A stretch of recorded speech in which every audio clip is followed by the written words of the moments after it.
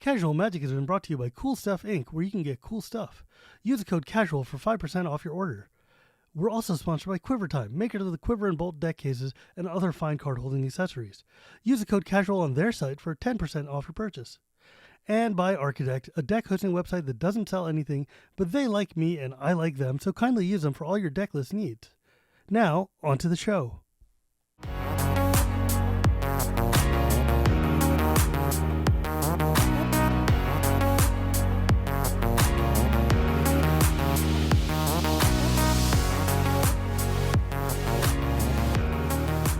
Hello and welcome to Casual Magic, the show where we talk about the fun side of Magic the Gathering. My name is Shivam, and Casual Magic is brought to you by Cool Stuff Inc., Architect, and Quiver. Today, I have a very special guest. Unlike the other 170 some odd episodes where I've also just had very special guests, this one's an actual friend of mine who I've known for like 20 something, almost 20 years. Nah, maybe like 15 Let's say years. 15 years. Yeah, let's say 15 years. My dear friend, news editor over at IGN and former editor-in-chief of US Gamer and all these other places, longtime video game media member and just superstar, and one of my dearest, probably one of my closest friends, Kat Bailey, who is also the host of an amazing RPG podcast called Axe of the Blood God. Hi, Kat. Thank you so much for joining me today. Hi, Shivam. It's great to finally be on our podcast. You've been on my show a few times to talk about various things because you like a lot of the games that I like. But now I get to be on your show and you get to be the host and do all the work. Yay. I get to edit. Dude, that's the thing is, like, I run this show because I want to have an hour to sit and talk to my friends, but the trade-off is I have to sit and cut this stuff together and put it online and do all the work involved, and it's like, what a cheat. But Kat, I have you here because, among other things, you are an expert of all things role-playing games and really frankly just video games, but also over the many, many years we've known each other, like, I've run D&D games for you. I mean, that's how we met. We met because you decided, like, well, let's see. We met because we both worked for One Up, and then you took over, and I was writing articles for you, and then I invited you to, like, play D&D with me, or like Star Wars, whatever it was at the time, Shadowrun, maybe, I don't know. But yeah, you came and you hung out and you played D&D with me, and then 15 years later, we've very, very good friends and played a lot of games together. So I taught you how to play Magic at one of my birthday parties, which was really fun. And I taught you with Commander, which was at the time unheard of, but turns out to be the most popular way to teach people how to play Magic. And I don't know how I did it, or I don't know how you did it. Like, I handed you a deck of cards that's 100 cards that has like individual random crap from all over the place. And you're like, I know enough about games to figure this out. What was that like? What do you think about like trying Magic out and having actually played it? Gosh, that was a while ago at this point. I don't It wasn't remember. I don't remember if I was playing Hearthstone by that time. So I don't it? know what my exposure level You might have, I to think Hearthstone might have been an alpha beta at that point. it might have been. Mm. At some point, I got into Hearthstone, and I'm sure there are plenty of Magic fans who are like, "Oh, Hearthstone, baby stuff." But at the time, back in its heyday, I really liked Hearthstone for a hot second, and that's when I kind of discovered that I enjoyed TCGs for the most part. But um, my history with Magic goes back to when I was in high school, I suppose, Oh, and really? yes, I was in band. I was in high school band, and there were these kids, and they played Magic. And I learned that Magic the Gathering existed in the late 90s. And I was like, that's interesting. You're playing these card games. Anyway, I'm going to play Pokemon. And I moved on with my life, but people kept talking about this thing called Magic, and it was very popular. And I knew pretty much nothing about it until I met you, Shivam. And you're like, I love Magic the Gathering. And I'm like, well, that's a great hobby for you. I've heard of this thing before. And we've had many a birthday party in which you've disappeared into your little back house to play rounds and rounds of Magic, while I've gone off to play video games and whatnot. Well, Shivam look, so loves. my birthday parties for the past 20 years now have been a thing called TalCon, which is basically where I invite everybody I know and people I don't know to come to my house or whatever room I've rented or something, and then for like the next 15 hours play board card and video games. And Mhm. so it's like there's 3 tables worth of like people playing hardcore Euro games. In the back, there's a draft of people playing Magic or some EDH games. In the front room, there's like Guitar Hero or Rock Band or Street Fighter or whatever. Some random multiplayer, like I don't know, lately it's been like playing VR Tetris or whatever crap is going on. But yeah, so it becomes a multimedia convention for me. And not to get too inside baseball, but Shivam is responsible for me meeting a lot of my friends here in the San Francisco Bay Area because I moved here and met Shivam, and literally the first coffee that we were having, he's like, "Come play D&D. Also come to my birthday party. There are board games there." And then I went to that birthday party and met a ton of people that I continue to be friends with. But, to your original question, um, I remember that you handed me a pretty powerful deck, and you were talking me through, how the energy worked and how the card combos worked. And Energy. I remember I think I won. You I did because maybe it I was, won big. yeah, it was uh, the mono green precon, so C14 for those at home, the one led by the, Fraleys. And so, like, yeah, it's got a ton of elf synergies, it's a ton of, like, land stuff and Titania and everything. God, this must have been back in 2015. Wow, it's like 5, 10, 8 years ago now. Goodness Many gracious. moons. Yeah, but, like, you sat and shellacked us because we were just playing all, like, precons or something or whatever, and it's just like, "Well, if I put these 2 cards together, I do, like, 800 damage to you." And I was like, "Yes. Yes, you do." Well, I'm happy to take credit as a preternaturally good Magic player who could clearly be a professional if I just really put my head to it. You know, it's wild, like, just a few weeks ago, I was in your ancestral homeland of Minnesota playing Mm. Magic in, like, downtown Minnesota in Minneapolis, and I was like, "Man, if only you were here to guide me around this city of yours." It was very hot. Oh, yeah, and you managed to just barely avoid the, like, 6 months worth of snow. Yeah, apparently Minneapolis is currently the Twin Cities are currently a nerd heartland it because really GDQ is. is happening at this very moment. I have Yeah, Titanfall 2 on, and that's happening literally 15 minutes away from where I grew up. So, it's wild. Like, I know. there are so many Magic players based in, like, Minnesota and the Twin Cities and stuff. I was like, I Mm. had no idea that, like, half the people I know are just randomly from the upper Midwest.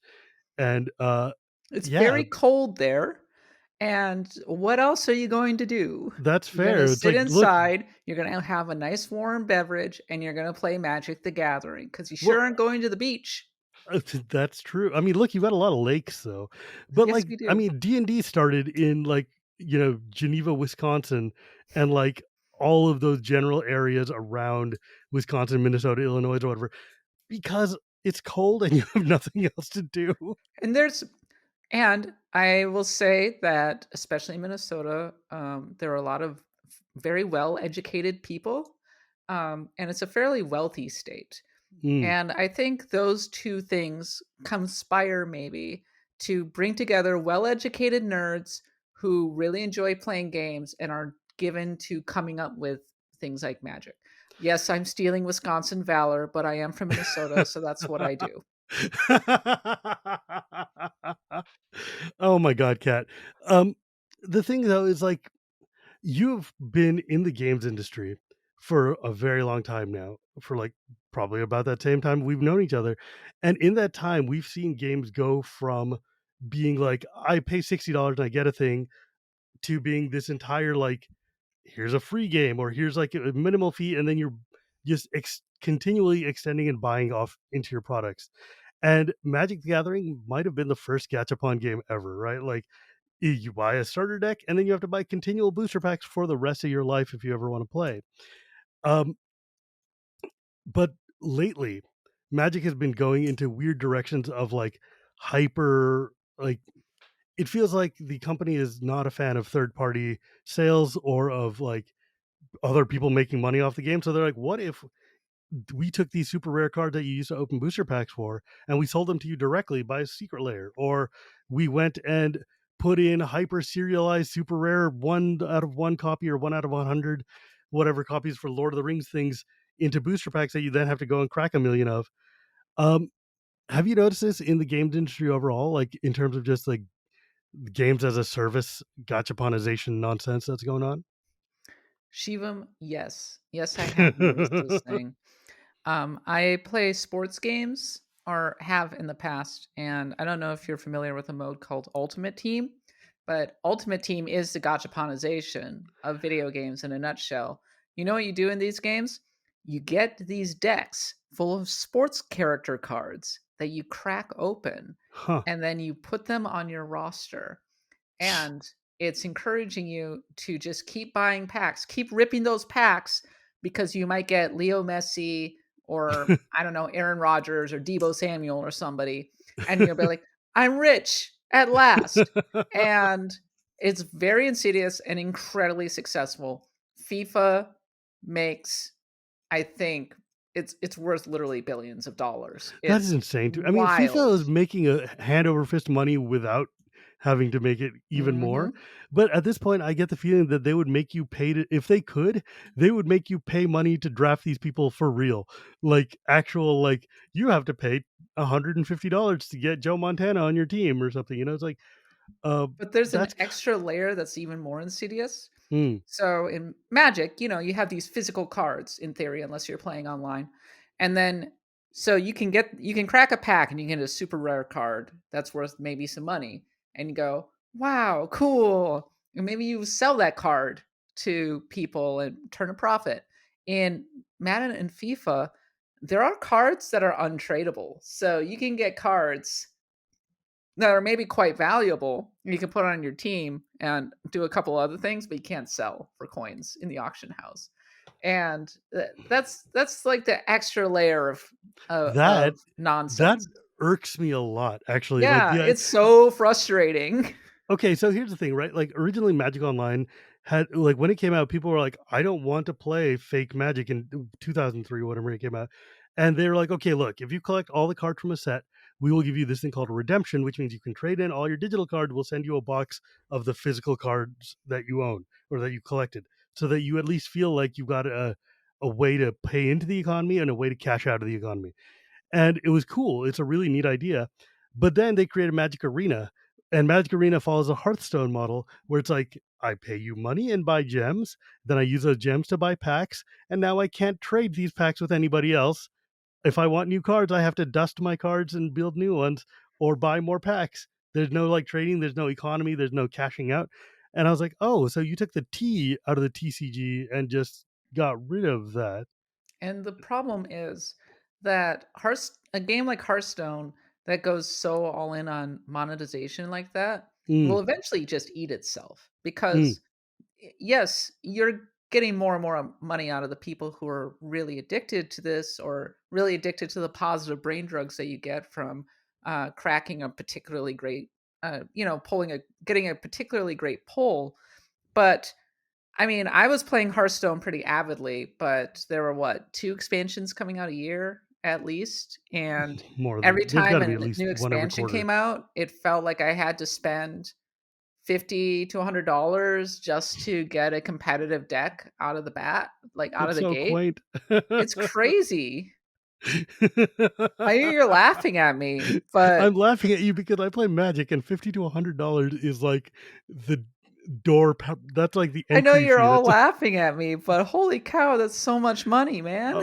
oh, cat, oh, cat, if you 'Cause only you knew. the gambling, I can't do it. Yeah, that's why it's weird. Like I have a very harsh stance against like Gachapon mobile games and stuff. Like I used to play them hardcore until I realized what I was doing, and I was like, I'm just literally lighting money on fire and Mhm, not actually like getting anything out of it. And then I go back and buy a brick of Magic cards, and it's like, well, wait a second, is this the same? Well, I can and trade, sell, and use these at least. the thing that's interesting about Magic is my understanding I'm given to understand that, Wizards of the Coast's parent company is, Hasbro. Hasbro, and it sounds like Hasbro's been kinda leaning on Wizards of the Coast quite a bit Yes. for additional profitability. And so that is shown in D&D when there was Mhm. that recent, open gaming license controversy where they Oh tried my to goodness. completely change everything. And then there was also what's happening with Magic. I know that there was a huge controversy over the collector's pack that was worth like $1,000 or something Oh, crazy like yeah. that, that didn't Mhm. even have tournament legal cards. Nope. It was $1,000 for 4 packs of cards that are reprinting the original beta edition, so alpha beta from way back when, which A, they promised that they would never reprint, and B, they changed the backs to make them look different, and then they also changed the font and stuff to make it look modernized. So it was not even like the real thing. So they had old bordered versions in there, and then they had new bordered versions in there.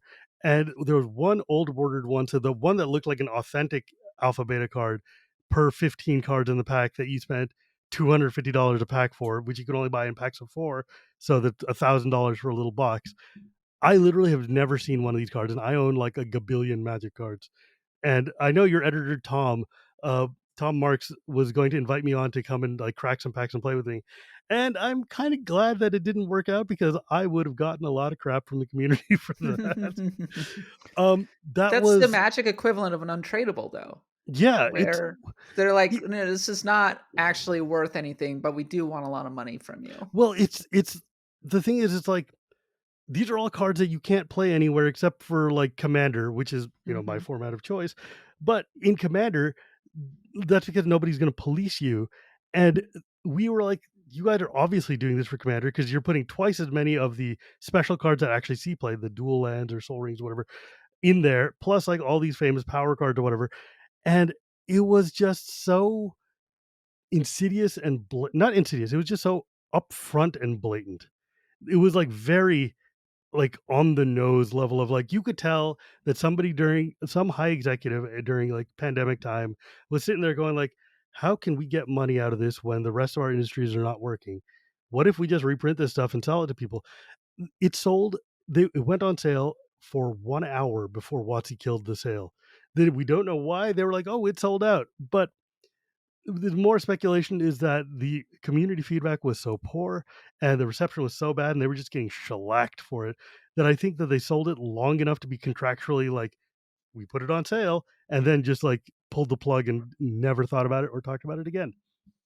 Which is like, it's kind of funny that they spent like the whole summer hyping this thing up. They gave away packs of these things at their big MagicCon in Vegas, and then never talked about it again because it's like, oh, it's just like the OGL thing where that, the OGL leaks and suddenly you have to pay a license fee to do something that was free and they're revoking all of your old licenses and making you redo all of D&D stuff. And it's like, dude, I know that you need money, Hasbro. I get it. Transformers or whatever's not selling, but you're punching your cash cow in the face and mhm. like you're trying to get coins to come out of it like it's a pinata or a bloopy or something It's in kinda Zelda. cannibalizing your own base. At Yeah. a certain point, people will get fed up. Though I've often said this about other games, and it's actually pretty impressive the rate at which, people cycle out and new people cycle in, and I think that at the risk of sounding a little bit of a little bit of a boomer, the children are being, shall we say, trained. They're being inured to Gachapon and loot boxes from a very early age now. They're like mobile games that are literally all loot boxes. So they're conditioned to want to do that thing. It is it's such a cultural it makes me so angry to see that this is the way the culture of like all these games are Skinner boxes that have just been like repainted and stuck a thing on Mhm. top. They're not the game mechanic doesn't matter anymore. We're just getting to a society where the kids just like the kids or the adults or me just want to sit and hit the thing, get the dopamine rush of opening the thing, cracking the cracking, cracking. It's like my son, who you know very well, likes to play, like, I don't let him play Gachapon games because I'm not an idiot, and he's 9, and that would end poorly for all of us, and we would be poor. But, like, he plays, Zelda or whatever, and he's got, like we've got all the little amiibo cards and stuff that come with it, and so he just likes to scan it in to emulate the feeling of pulling the slot machine and seeing what comes out. So maybe you can get the trousers of time or whatever it is. And I'm like, man, this is even a game that you own all of, like Zelda, is still doing things that are like microtransaction-y. And it's like, how do you get away from this when every game is like he plays a couple of gachapons, like pseudo Galaga type games or whatever on my phone that he likes to do. But obviously I'm not letting him spend any money. But he's like, I want to pull the chest anyway to see if I get this fancy ship. And I'm like, So, um, it seems to me much like grinding in RPGs, it's taken something that can be meditative or joyful and in its own way and turned it to evil. yes. Um, uh, I'm sure you've told this story many times on this podcast, but what brought you to magic originally? Well, I was in band camp. I mean, I was in band in middle Wow, school, band and too? I was Were in you band in in my middle band? school, listening Was to that kids you, Shivam, playing? talk about magic Wow. in the background. Yeah, Oh you my know the thing god. is, Pokemon didn't even come out for like another 4 years, 4 or 5 years after I learned to play Magic. So Yeah. if it had been 4 or 5 years earlier, I would have probably followed your exact footsteps instead of learning to play Pokemon in my old age, as you have seen me kind of stumble through that crap. But no, I discovered Magic because I was a hardcore D&D player when I was in middle school and in elementary school and whatever. Or like I like to read Dragonlance novels and things. And I went and I was in band and I heard in the background, okay, I cast a fireball at your dragon. And I'm like, fireballs and dragons are two things What? I care deeply What? about. Tell me Let me know more. what's going on. I was like, oh man, I'm a big fan of Smaug and shooting arrows at him. I'm like, all this is up my alley. And I sit there and I see them they're sitting there playing Magic and I look at the cards and everything, and I pick up the dragon. It's a Shivan dragon, which is like the coolest, chasest looking card of the original sets. It's probably the card that's most responsible for bringing the most people into Magic. And I looked at it, I'm like, this thing looks awesome. They misspelled my name. What the How hell? dare. And then I looked, and my friend was trying to explain to me, like, oh, there's 5 colors. These are allies and these are enemies. I'm like, whatever's the enemy of this red one, I want to be. And so he's like, well, that's blue and white. I'm like, here's $20. Give me a deck. And he went home and he built me a deck. And I was like, wow, like I had to, beg money to get the $20 to give to him. And he gave me a deck full of mostly commons and a couple of like dual lands and stuff. That stuff now that if I had that deck now would be worth like $8,000. But back then it was like 20. And I sat there and I realized that it took me like 15 years to realize that that was not at all my playstyle, to be slow and controlling and like countering all your stuff and then trying to build a wall and then win. I am much more of an aggressive, turn things sideways, hit the door down type of guy. But because of that bad experience with red early on, I had to be like, I will never play a red card. And then I played Magic until 1996 or 7 or something, when the PlayStation 1 came out. And the PlayStation 1 came out, and me and all my friends were like, well, we had a couple of years of Magic. This game's going to die. They put out some new expansions. It's stupid. We don't care. But Final Fantasy Tactics is out and Final Fantasy 7 is out. We're doing that forever now. And like, I got hard into Street Fighter and I got hard into like or like more competitive Street Fighter and like Final Fantasy Tactics and everything. And then I went to college. I started playing other card games because we're weebs, so we played this game called Imagination and Legend of the Five Rings and other things like that. I kept reading articles about Magic because I was bored and they were on the same site as D&D stuff. And I was hardcore into D&D in the college years. And obviously, I became one of the chief dudes of Dragonlance and whatever. But what brought me back is that an Xbox 360 had Duels of the Planeswalkers. It came out in 2008, 2009, something like that. And I was like, wow, I played Magic as a kid. That was fun. I should try this again. And I was hooked. And then I went and they were like, hey, if you go to a store, you can get a free promo if you show them the duels code or whatever. And I got this cool free promo. And then Worlds was being held in San Francisco in 2011. So I'm like, I'll go to Worlds. I'm unemployed. I got nothing better to do. But it was wild because when I was at Wait, Sony, you weren't already into magic when I met you? I was. I got Okay. into Magic in like 2000 when I was still at Sony. So it was like '08, '09 or something like that, and, like, Sony had, like, a bunch of how every game studio's got, like, free stuff on their table? They had, like, a box of 8th edition and 8th edition starters. I'm like, "Cool, I'll just take these, they're sitting there." And I got back into Magic, and then but I was just, like, going to the pre-release and then go home and kind of buy some cards, whatever, didn't care. Worlds happened in 2011 in San Francisco, and I was like, I've never been to a Magic event before. I'll go to World Championships. I've never drafted. I've never tried any of this stuff. I sit down, and who do you think would be at Worlds Championships on a Wednesday? Generally, the Shivam? best players in the world who are either washed out of the event or waiting for their events to start, right? And so I Uh-huh. sit down at a table and with like a bunch of like Japanese people there or whatever. I'm like, oh, yoroshiku onegaishimasu. I speak Japanese. It's so nice to meet you. Like I was still pretty good at Japanese at that point. I've forgotten so much since then. Mhm. But like, and so we're just sitting and nerding, and one of the dudes I'm playing with gets up and it's like, "Excuse me, I gotta go do something right now." I'm like, "Oh, really? What's up?" He's like, "I gotta go get my Hall of Fame ring." And I'm like, "I beg your pardon?" And he stands up, and they have the Hall of Fame ceremony. They give him his ring, and he comes back to the draft later. And I'm like, "Oh, so I'm losing, is what you're saying?" Did um, you win? no, of course not. I got shellacked so That would've been a hard. good story. Oh yeah, it's a great And then story. anyway, I crushed him. You know what's wild is like one of the kids who I ran into at Worlds that year is a younger brother of one of the guys who taught me how to play Magic when I was a kid and that I used to play with in high school.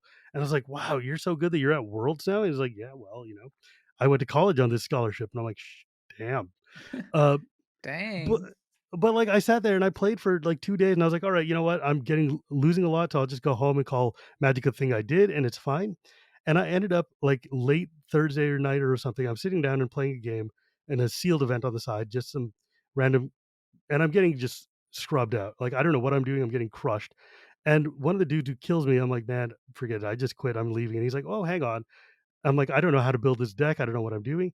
And he stopped and he's like, "Let me look at this." And he took my deck and he's like, "Well, you got the right instincts. You built the right thing. Let me show you how to put this in a curve properly so you don't die."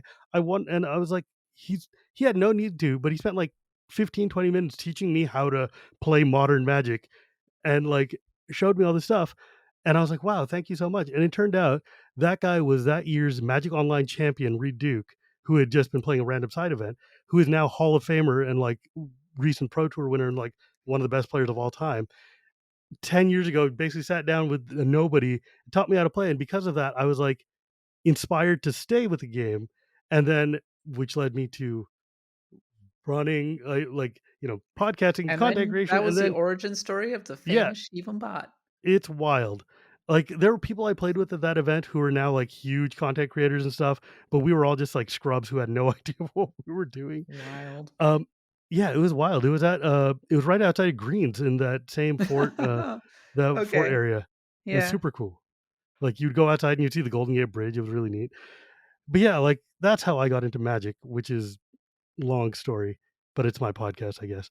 Um, so are you excited for Street Fighter 6? Yes. I had a chance to play Street Fighter 6 not too long ago. Oh, jealous. I I'm waiting think for somebody to there's tell me I if think the it's good. embargo's up now because, Well, this will be yeah, out in like 4 weeks, so yeah, it will be. the embargo's up. I know that there was, the reviews are up. Um, I will say that I am very excited to play Street Fighter 6, having had an opportunity to play it, and it's it's a lot of fun. Cat, this Um, isn't gonna go up until, like, the end of July, beginning of August, so embargo will be well okay. and up by then. Oh, well, screw it then. Yeah. Wow, I didn't realize that this would be going up so late. Well, like, I have quite a buffer of episodes. I try to make sure to keep my Like trying to engine be running. cagey or Yeah, whatever. like, I realize we're talking, like, the day before Street Fighter comes out is when we're recording this, but by the time it'll have come out, I will have been playing for a month. Whoa. Yeah, so I've been playing Street Fighter since 2, Mm. with the back when it was in the arcades and everything, Yeah, because I and know you and I have played a lot of Street Fighter together.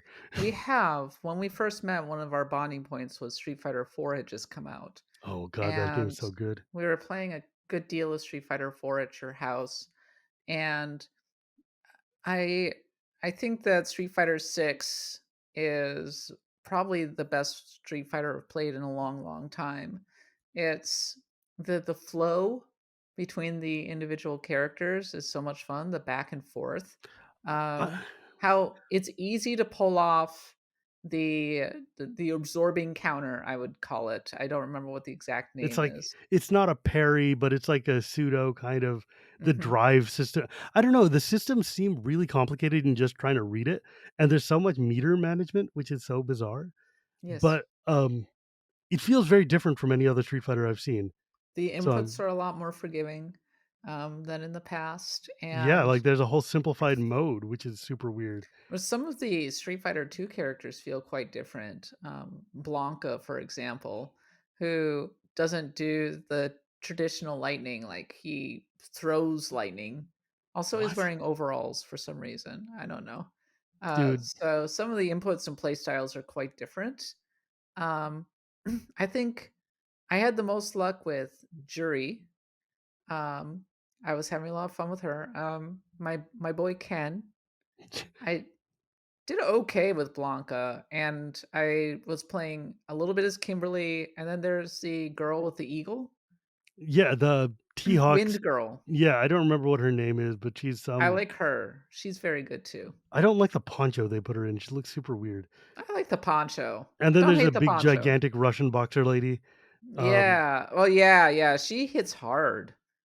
She's yeah, like, this powerful. game just feels really like, I wanna know if it works on the PS4 because I don't have a PS5, but I'm Mm. waiting to see people like you to tell me if it's good or not. But man, Shivam, it's good. Um, Street Fighter 5, I didn't Street play much of it. The a lot of the consensus around it, I mean, it was really problematic out of the gate. And it was then one not of the my words I keep hearing about it is it was really ugly. Look, Street Fighter is a game that I love maybe more than Magic, almost probably as much as Magic, and it's just Street Fighter 4 is the perfect game. Street Mm, Fighter 5 was a hot mess when it launched.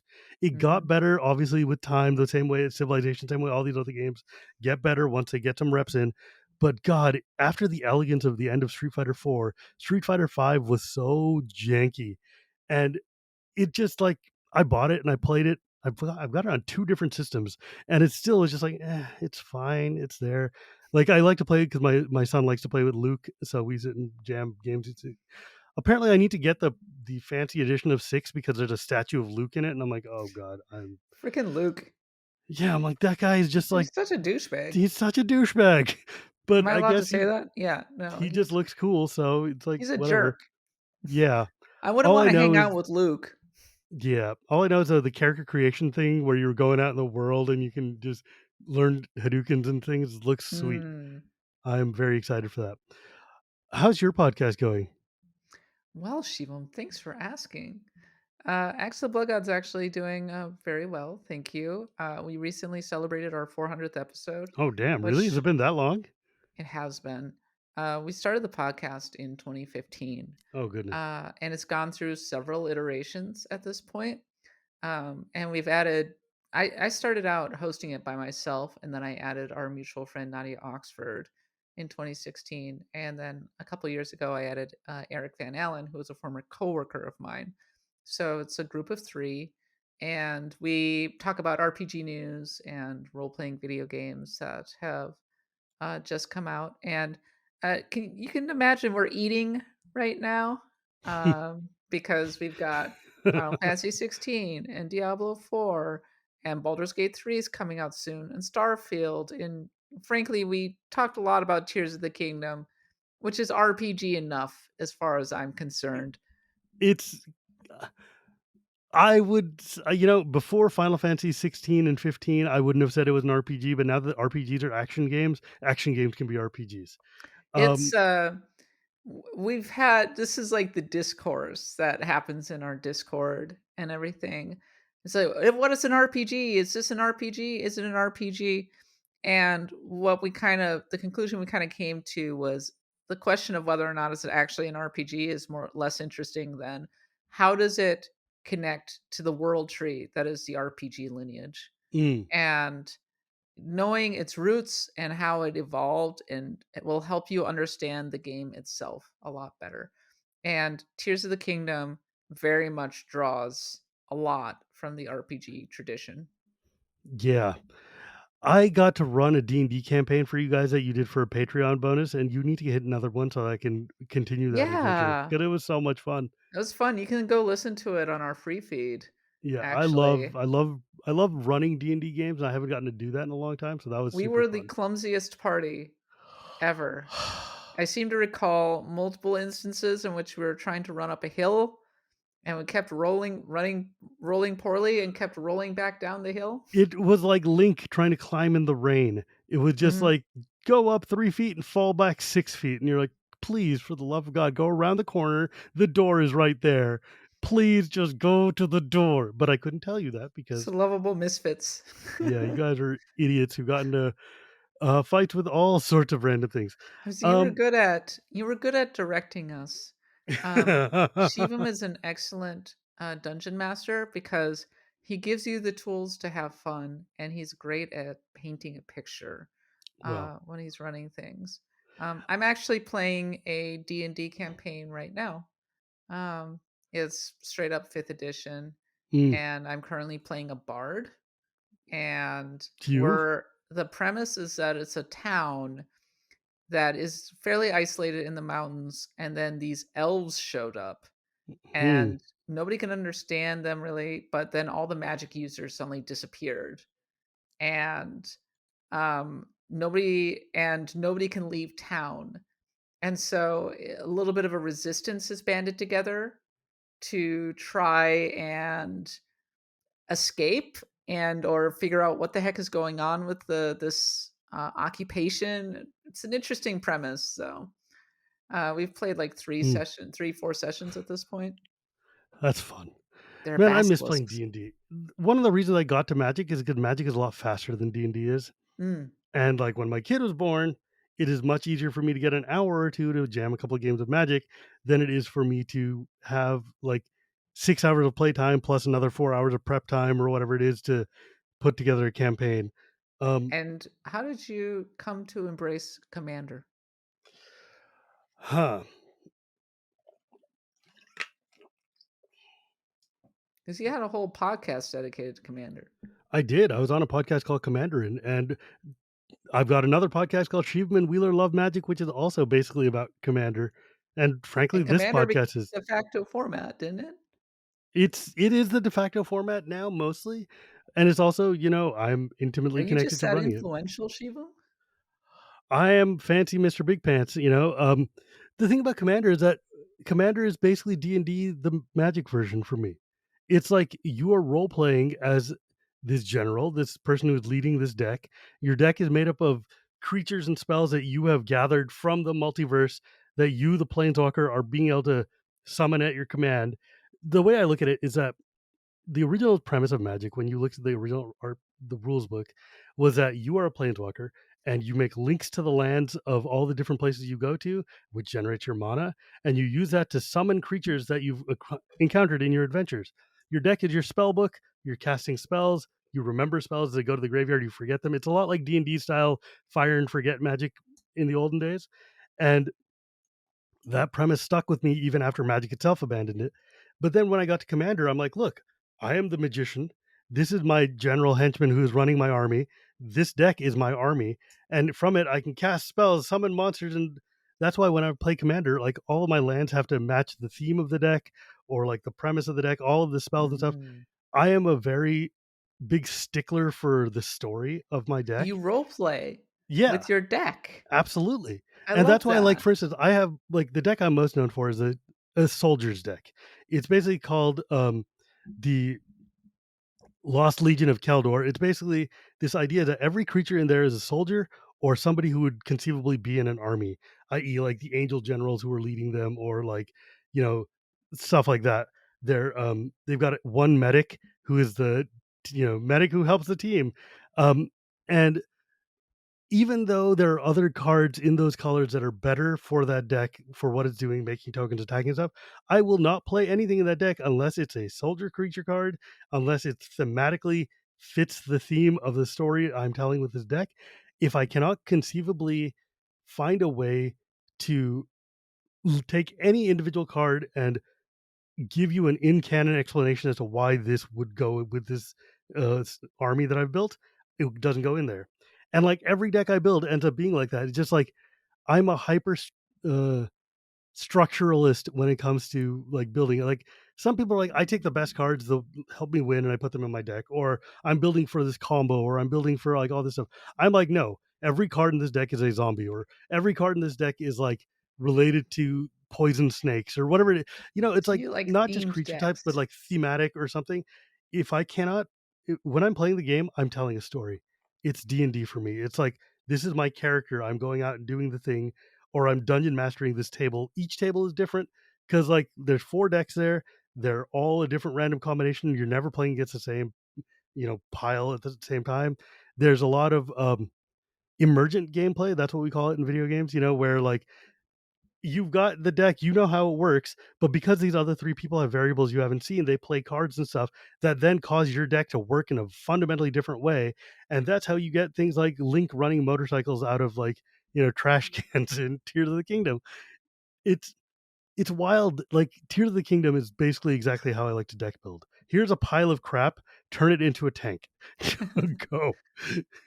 I respect that because and we were talking about Pokemon earlier, and Pokemon is basically a deck building game, Oh, it's except 100%. that you're going out and you're catching the little monsters and you're putting them on your team. And yes, I know that Pokemon is also a TCG. Thanks for pointing Yeah, that but out. Pokemon the video game though, you're exactly Yeah. right. It's like you're metaing against whatever the gym you're fighting against. So you're like, "Uh-oh, I'm going against the electric gym, so I need to make sure I have like all my rock type Pokemon or whatever, ground type Pokemon."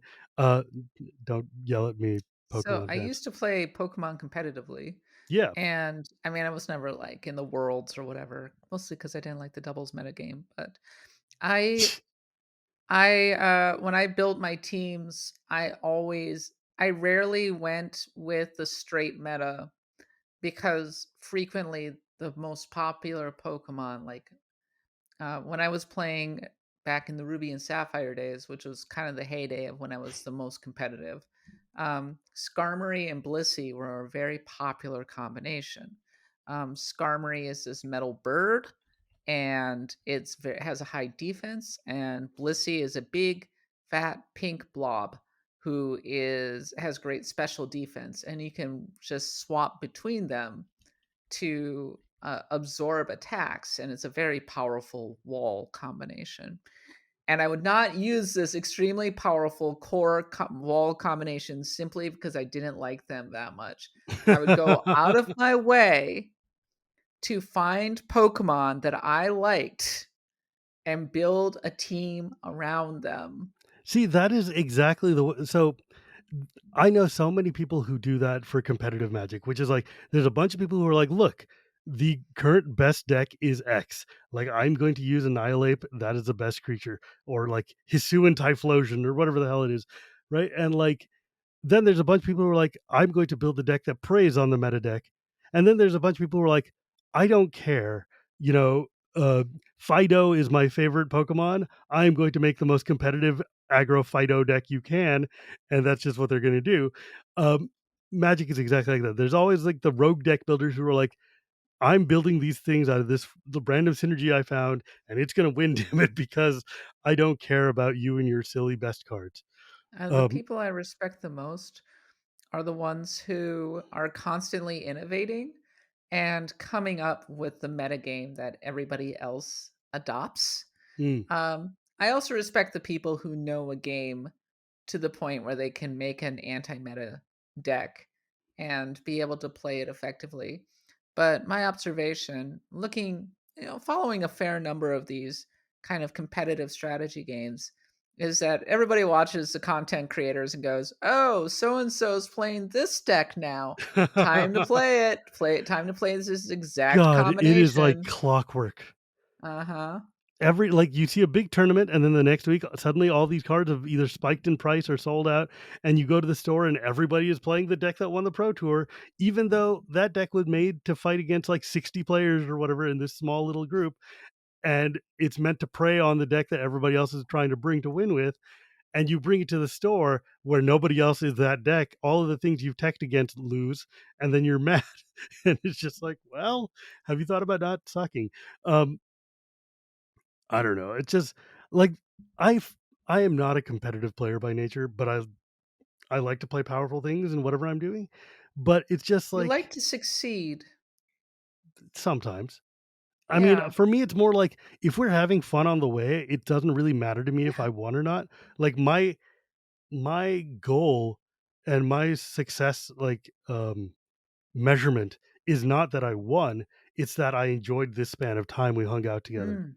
And I think And that's a great and healthy, way to approach it for sure. well, I mean, that's why I play Commander. It's like it's a casual game. There's nothing on the table. There's no stakes. The only thing that matters is making sure that when you leave at the end of an hour or two, whatever, A, you want to play again, and B, you don't feel like you wasted your time. Right? Like Mhm. whenever I'm playing a game with somebody, I never want to feel like I wasted my time and that I could have been doing something better instead of just getting shellacked. That's why, like, if I play like Street Fighter at home, I'll play Street Fighter at home all day long.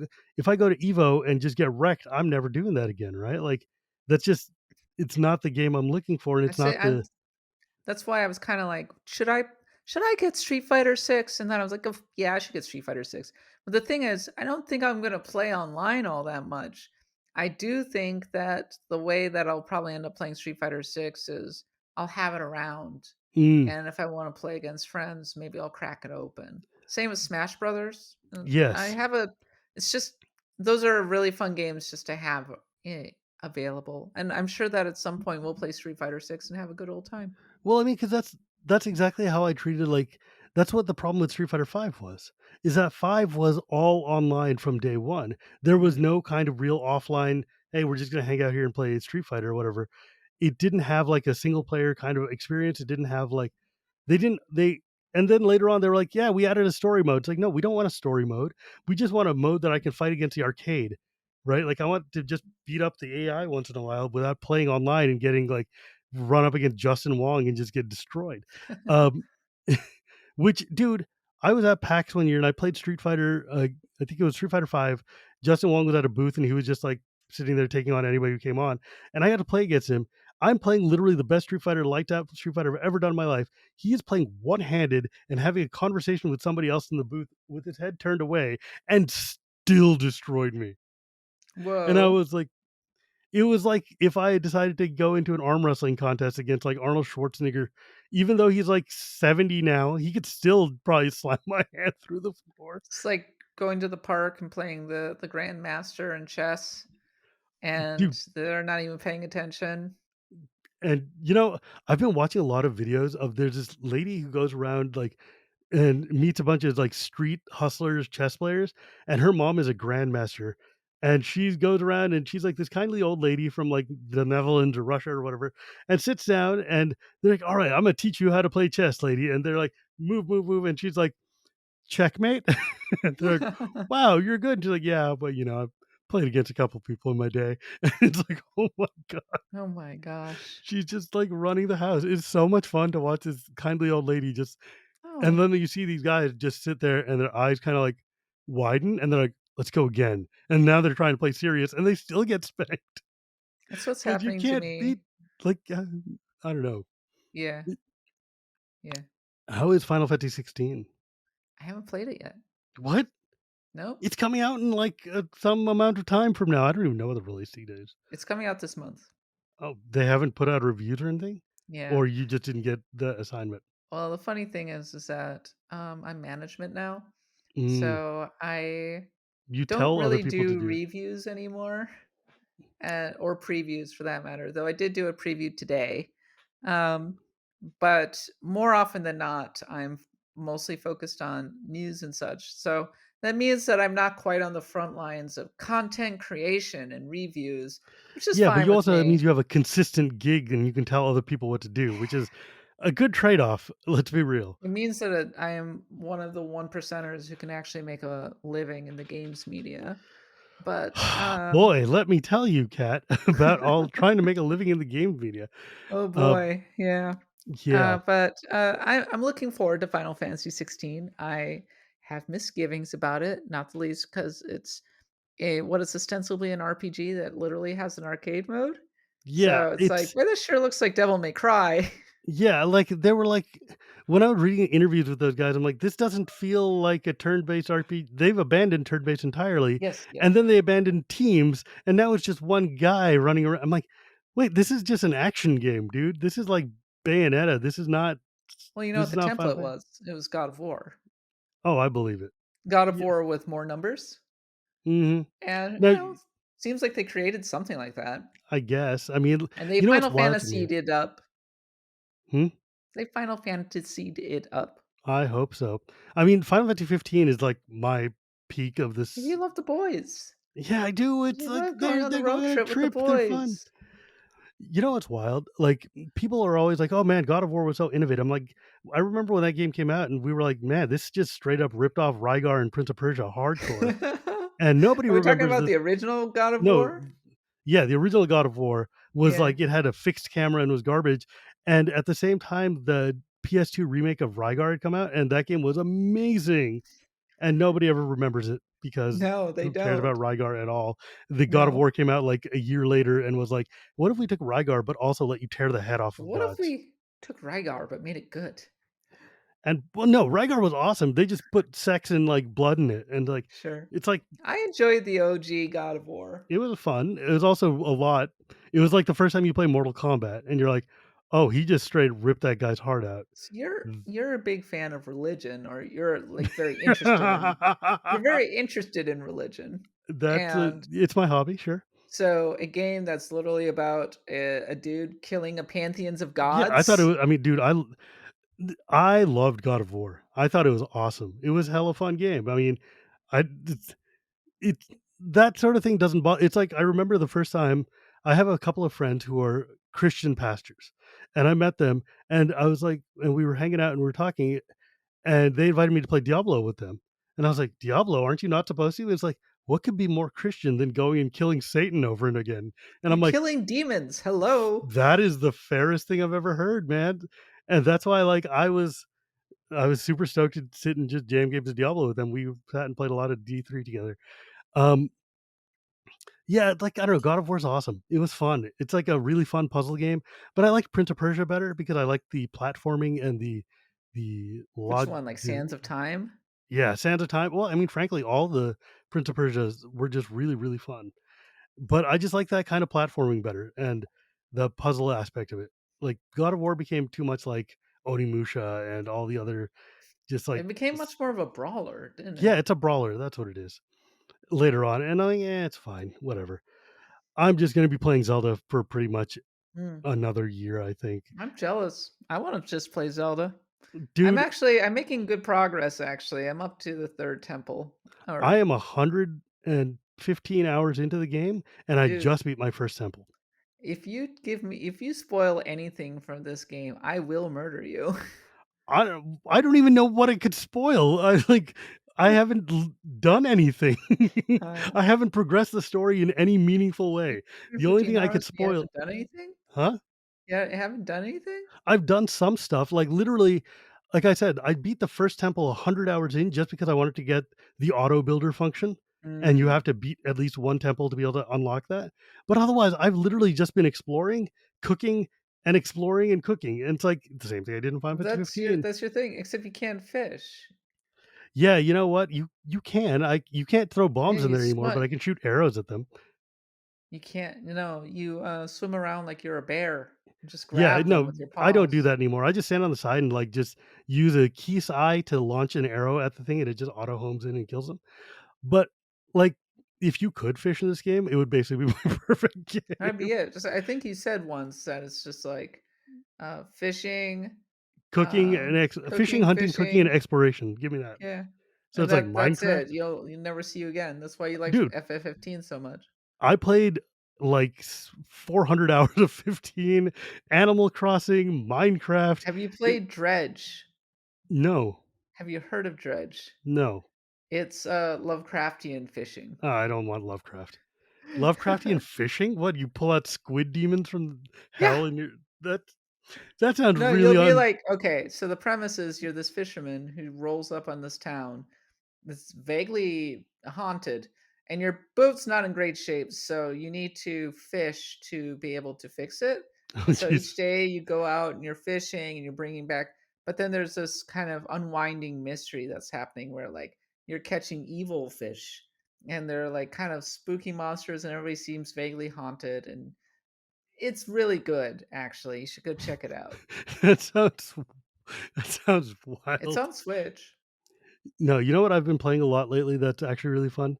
There's Mm. a Pokemon game, a fan Pokemon game where you can fuse Pokemon together. Mm. It is hilarious. Like, you Oh, you're can talking take about cassette piece. I don't know. No, it's like a literal. It's like Pokemon. That's like based off of like Ruby Sapphire or whatever, and you catch random Pokemon, and then like all those Pokemon randomizers and like Iron Man type of things, like the Kaizo Pokemon stuff. It's hella fun. Mm. I just really enjoy like you get a random Pokemon and you have to play it until it dies, type of things. But I don't know. I'm starting to enjoy those kind of weird challenges because Yeah. Scarlet and Violet, I enjoyed a lot because but it's not as good as, Sword and Shield because Sword and Shield had better cooking. I mean, that's reasonable. I miss Yeah, Sword and Shield. I'm a soccer fan, and I just liked that it was set in Britain, and you basically, had and the big had football and matches. it really went all in on the stadium concept. Mm, And I mean, I'm like, oh, okay, so it went all in on sports. This is great. I love yeah, the spectacle. It's cool.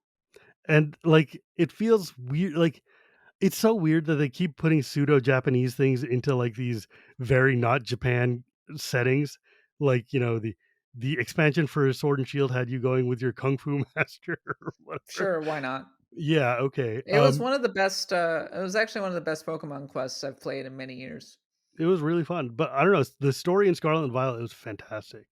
Mm. I really enjoyed it, my kid That's what really everybody enjoyed it. said. They said it goes really hard at the end. Oh yeah, it's like it is definitely like anti-bullying and like it's such a weird story to come from Japan. Like Mm. this is not the sort of thing you would expect from them, but Japan has been getting a lot looser with I guess the new generation of creators are suddenly not willing to put up with the same crap anymore. Good.